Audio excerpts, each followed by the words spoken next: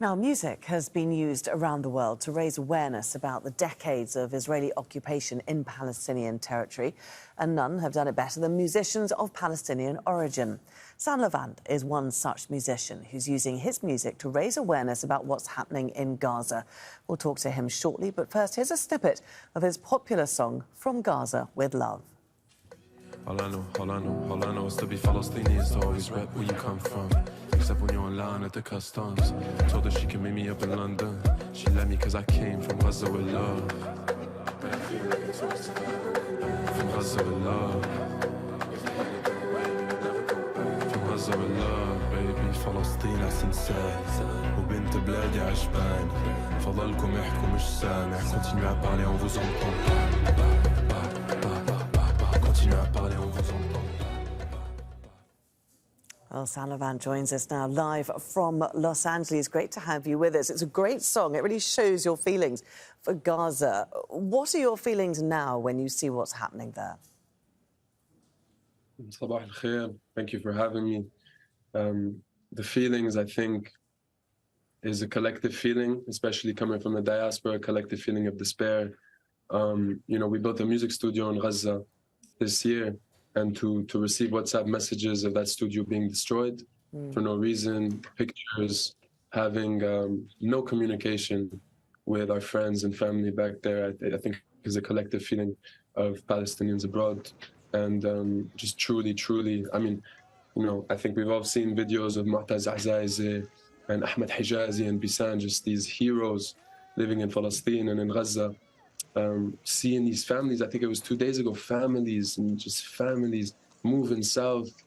And you look at this, and sometimes as a Palestinian, I ask myself, how can the world sit and watch this happen? But it's quite simple, I think, because in order to watch this and be okay with it and to see ethnic cleansing live on Instagram, you need to think we are subhuman. And the West has been doing this tactic of demonization, of dehumanization for a very long time. My mother is French Algerian, and the French and the Algerians, the collective demonization of Arabs and Palestinians in Western media for the past 70 years is what leads us to the Israeli defense minister, for example, calling us human savages. Ben Shapiro saying things like Israelis like to build and Arabs like to live in open sewage and bomb stuff.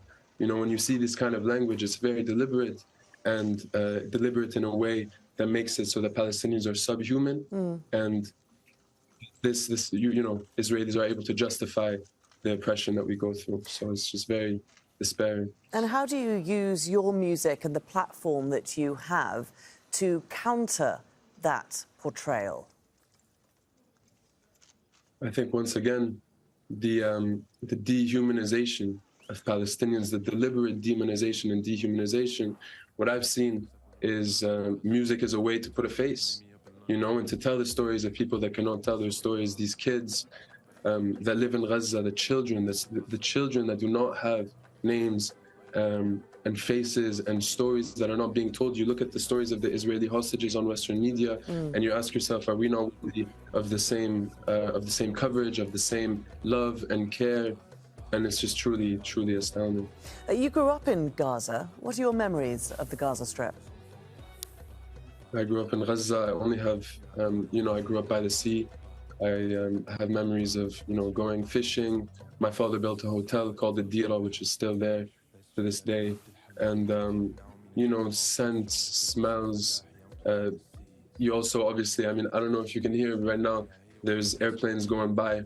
The sound of drones is one that is ingrained in my memory forever. And I think the sound of drones for any person living in Gaza is a core memory that these people live through. And, And your hopes and dreams for the Palestinian people and for the people of Gaza in particular, what are they? I think I echo the sentiment of the Palestinian people when I say that we dream of a free Palestine, a liberated Palestine. And, just to bring it back before I head off, let's say you take out Hamas out of the equation, and Israel does what supposedly it wants to do. Hamas no longer exists, etc. What do you call this place? This place is called the West Bank. The West Bank has over 500 checkpoints, Jewish-only roads. You know, Israeli settlers regularly go out and burn olive trees in masses. There's, I think, 500,000 of them there. So we dream of a free and liberated Palestine. Levant, really good to speak to you. Thanks very much for taking the time to join us here on Al Jazeera. Well, thank you.